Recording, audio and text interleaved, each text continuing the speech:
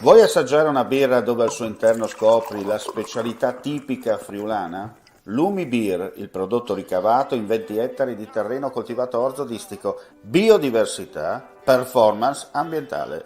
Lumi Beer nelle sue 5 versioni disponibili, 4 per consumo veloce e dissetante e la versione Magnum per intenditori. Lumi Beer si abbina a qualsiasi palato. Lumi Beer è un prodotto esclusivo Azienda Agricola Pancera, il buon seme, i buoni frutti.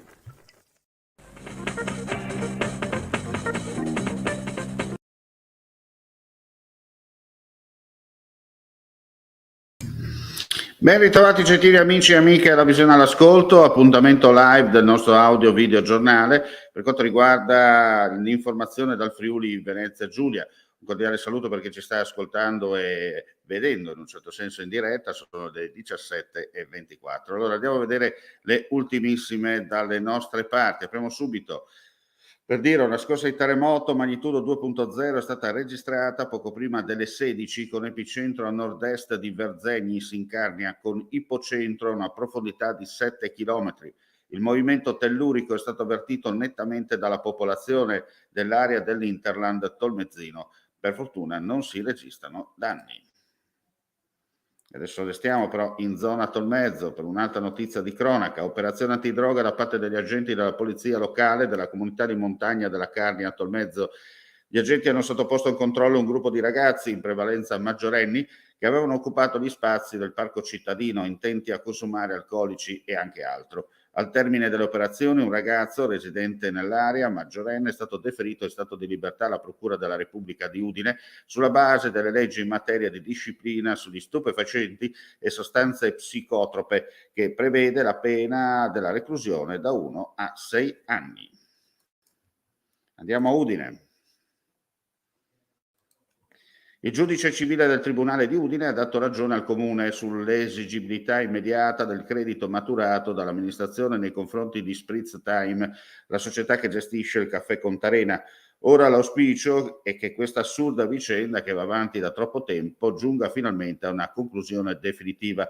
Lo dichiara il sindaco di Udine, Pietro Fontanini, commentando l'ordinanza con cui è stata respinta la richiesta di Spritz Time SRL di sospensione dell'efficacia esecutiva dell'avviso di accertamento emesso dalla concessionaria dell'amministrazione Area SRL. Andiamo a vedere invece com'è la situazione del lavoro in Friuli Venezia Giulia nel prossimo servizio, le dichiarazioni dell'assessore Rosolen. Roselag ha fotografato una realtà fatta di ben 720 imprese, per lo più piccole imprese, che necessitano di nuove figure professionali.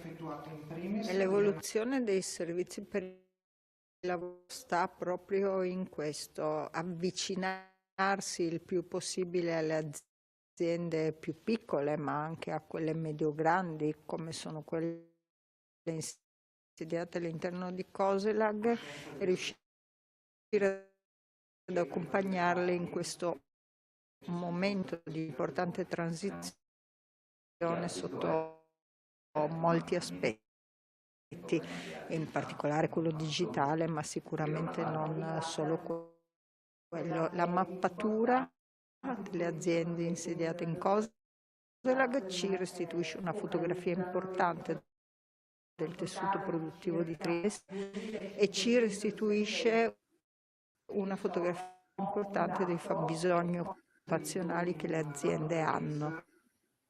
Non solo si sono già Bene, con questo servizio chiudiamo qui questa edizione flash. Ci scusiamo con i telespettatori per alcuni problemi non a noi dovuti. Diciamo così, le linee internet ogni tanto fanno le bizze, e il bello della diretta è anche questo. Prossimo appuntamento più tardi, chiaramente ulteriori aggiornamenti nel corso della giornata sul nostro sito friulitv.net. Non resta che augurare a tutti voi buon pomeriggio.